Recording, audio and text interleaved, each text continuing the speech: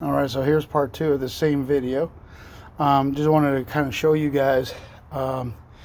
They are identical as far as the gap between here and here. Okay, it's about a ½ inch. Okay, that's on both pulleys. Okay, now the difference, I was trying to see, where in the hell the difference really is. They're both, I'm not sure 100%, but the newer one, I believe, has a 5-inch diameter hub, okay, whereas the original one is 5 1/8, which is like very, very small. It's not a big difference there.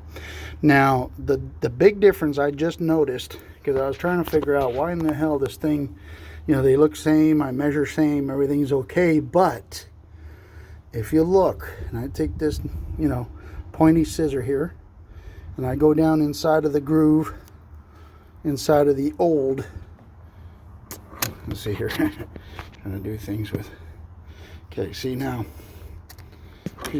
okay, well, all right, anyhow, if you look inside the groove, you see there's no play of the tip of that scissor. There's no play at the tip or the bottom of that groove.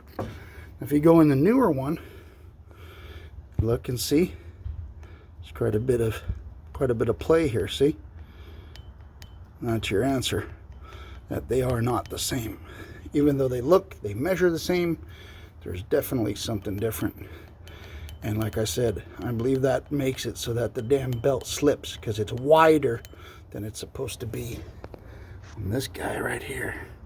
Which this one, there's no play at all, nothing. So I believe we have found the solution. So now I gotta swap out the hubs and the clutch, and we will see what comes of it.